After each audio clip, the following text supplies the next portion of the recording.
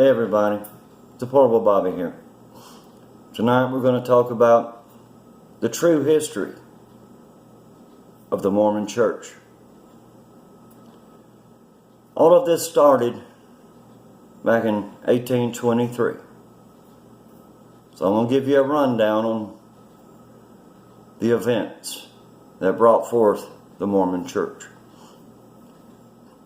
September 21st, 1823, a young man, Joseph Smith, claims he was visited by an angel named Moroni, professing to be a messenger from God with a special work for Joseph Smith. Smith was a treasure hunter, he was an occultist, he was a stargazer, he was a seer, and he even rewrote the gospel. So, that's the beginning of this, people. You know, Smith will forever be known as a prophet after this, but in later years he preferred to be called General Smith rather than prophet. I think he got a rather big head. Anyway, Smith received a book made of golden plates from Moroni, and it was written in reformed Egyptian hieroglyphs and unknown language. Get this, people, an unknown language. Only Joseph Smith could interpret the language. So there was nobody, to rebuke him or to challenge him on this. He was the only one that had the ability to read these tablets. Well, Martin Harris, he was a very wealthy farmer in the area, and he invested a lot of money in Smith's schemes and little plans and things that he did. But later, when Smith came up with this book of Moroni and all this kind of stuff, he got on the bandwagon and he followed Mr. Smith. But, Harris invested a lot of money in his schemes, like I said, and he made a testimony one time that he and 7 other men were shown the golden tablets. But then he said, we didn't actually see the tablets. There was a book under a cloth. And Joseph Smith told us not to look at this with the human eye, but to look at it with the eye of faith and believe that there is a book of gold under that cloth, which they did. But later, Harris admitted that his testimony about seeing the golden book was a right-out lie. All he saw was something that looked like a book under a cloth. He never saw any golden tablets. He never saw anything of the such. But Joseph Smith, he wasn't a really big guy. But he said he was handed these golden plates while kneeling with outstretched hands. Now remember that, people, outstretched hands, kneeling, because it's going to come into play here in just a minute. After Smith got the tablets, he ran home with the golden book under his arm. He ran 3 miles carrying this book because he feared of being robbed. So he ran. The book measured 7 inches by 8 inches by 6 inches. Well, I'll do the math. This calculates to 336 cubic inches. Okay. Now he ran 3 miles with this book. Okay. It was 336 cubic inches all total. Well, gold weighs 1,204.7 pounds per cubic foot. So I did the math. This book would have weighed 234 pounds. And he ran 3 miles with it under his arm. People, there's no way he ran 3 miles with a 234-pound book under his arm. He could never have performed such a feat of strength. Never. Our greatest athletes couldn't do that. They might pick up 234 pounds and walk a little bit and then stop and rest and walk a little bit more and take 2 days to make the trip. People, this guy's stupid. You know, he even had his little sister pick it up from the kitchen table, and she said, "Oh, how heavy is it? Oh my gosh, it's heavy." But yet a little girl was able to pick it up. So you tell me how a little girl picked up 234 pounds. Didn't happen. There was no book, people. Joseph Smith was a con artist and a liar. And a dang good one, too. You know, he was a con artist and everybody knew it. And they got tired of him there around where he was living in New York. And they ordered him and his followers to leave and never come back. Well, he left with 300 followers in 1831. Smith and his followers moved to Kirkland, Ohio, and sent missionaries into Missouri. Things didn't go well in Missouri, people.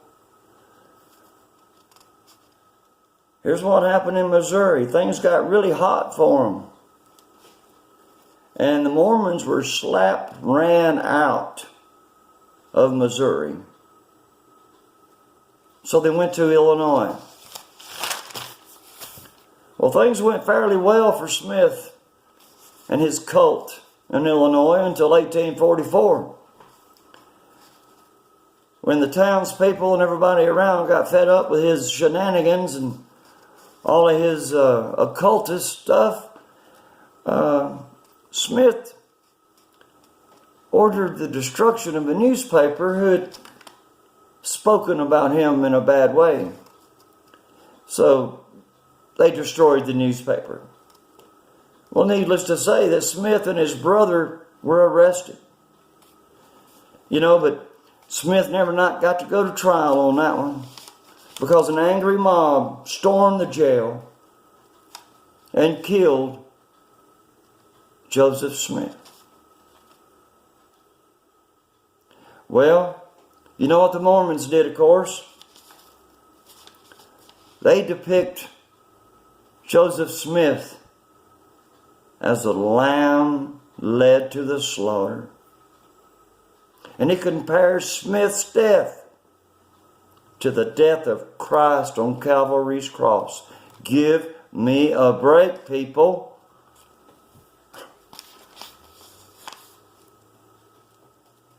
You know, because of the friction and the trouble with the people in Illinois, the successor of Smith's occult, Brigham Young, took his followers to Salt Lake City. And you know, there was a lot of problem with them being in Salt Lake City. They had a problem with the government. The U.S. government had to mass troops on the border of Utah threatening to come in and kill everybody in order for Brigham Young to recount his rule over Utah and become a state. He refused to become a state for a long, long time until he had 40,000 troops on the border of Utah and he was scared into becoming a state. And that's the truth, people. That's the truth. Here's some more truth. On September 7th, 1857, the Mountain Meadow Massacre took place. And it was orchestrated by Mormons. The richest wagon train to ever leave Arkansas, headed to California, was attacked by John D. Lee and his Mormon followers. These Mormons dressed up like Indians, and they leveled an attack on these unsuspecting people on this wagon train. And they killed every man, woman, and child over the age of 7. You know, there were 17 children under the age of 7 that they didn't kill. They took them and they put them with Mormon families. And these Mormon families took them into their homes. But the families of these slain people from this wagon train wanted their relatives back. And they went and they got them back from these Mormons. People, this is not something that's just written in the, in the side panels of some book somewhere. This is the truth. The families of these dead people erected a monument in their honor, and the Mormons tore it down. So they erected another monument, and the Mormons tore it down. Finally, they had to go to the state Supreme Court to keep these Mormons from removing these artifacts that people had put there in remembrance of their families that were massacred by the Mormons, directed by, I believe it was John D. Lee.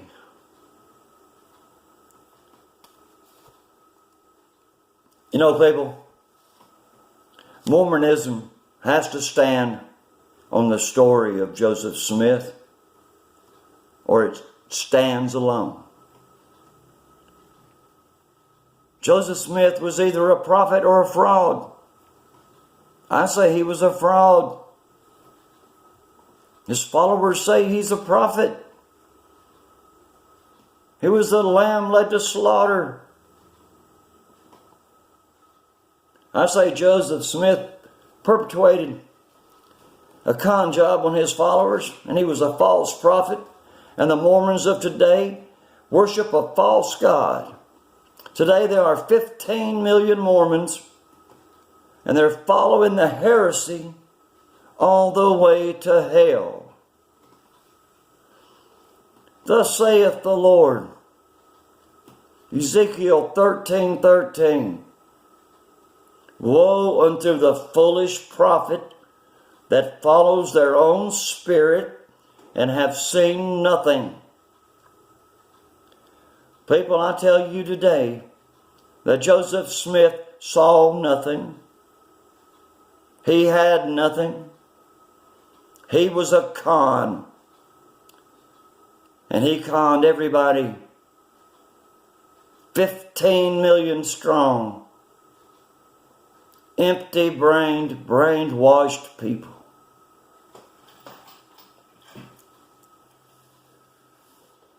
You know, it says the Book of Mormon, that you can see right here, is another testament of Jesus Christ. Well, I guess when Jesus Christ said it's finished from the cross, he didn't really mean it was finished. At least not for the Mormons. You know, he being crucified for our sin wasn't enough to save the Mormons.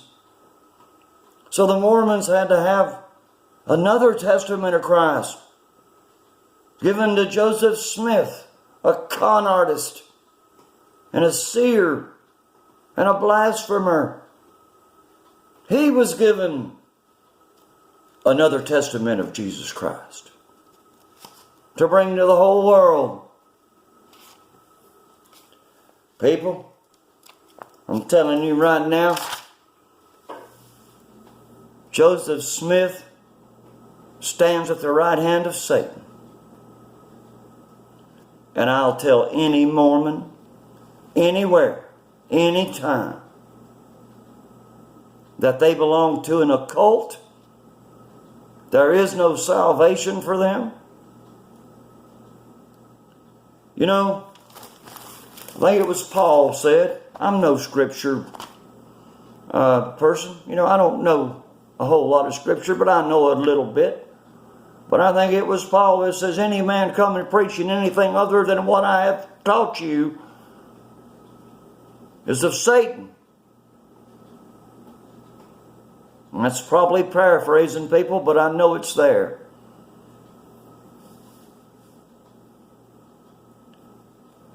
People, the Mormons are just one more occult in our society, along with the Catholic Church. I guess some of y'all are surprised that I wasn't down in the Catholic Church tonight. Well, don't wait too long, people, because I've got 2 more stories coming, and they're both about the Catholic Church. But I ain't going to dwell on just the Catholics. We're going to talk about these Mormons. We're going to talk about all these religions. We're going to go into all of them over time. And people, I'm going to give you the truth. What's found in the history books. What's found in legal documents. I'm not going to bring you a bunch of lies. I'm going to tell you the truth. People, the truth lives here. I say it all the time. I got one quick story and I'll let you go. I have to talk about our children. This has a good ending, but a very bad beginning. Muhammad Toure and his wife Denise forced a young girl to cook, clean house, and babysit the couple's biological children, and she was 5 years old. Muhammad Toure is the son of the first president of Guinea. Guess that's how you say it. That's the way it's spelled. So he had political clout. He could get things done. His daddy was president. Well, Toure arranged for a child to come to the United States, to Texas to be exact, to be a slave for the family when she was 5 years old, as I said. She was often beaten and whipped. She was made to take ice baths. She had no name other than dog or slave. The girl, thankfully, thank God, she managed to get help from neighbors who helped her escape her torment in 2016. Toure and his wife were arrested, and they faced 20 years each. After being found guilty, and they were found guilty, of forced labor or slavery, whichever you want to call it, either one's correct. They forced this girl into slavery. The Assistant Attorney General said the pair preyed on a young and extremely vulnerable child. Their despicable actions included robbing this child of her childhood and gave her a life of hell. People, I'm grateful to those people that live next door, those neighbors who reached out to help this little girl. She was in big trouble, people. She had nowhere to go. We all need to be aware of what goes on around us. People, if you see something, say something. Because if something seems out of sorts, if something don't seem right, don't turn your head and look the other way, people. We've got to protect these children. We've got to do all we can. And I know this video's went long, and I apologize for that. My name's Deplorable Bobby. This is the way I see it. And people, I always tell you, the truth lives here. I won't lie to you. Y'all have a good night. And I'll see you tomorrow.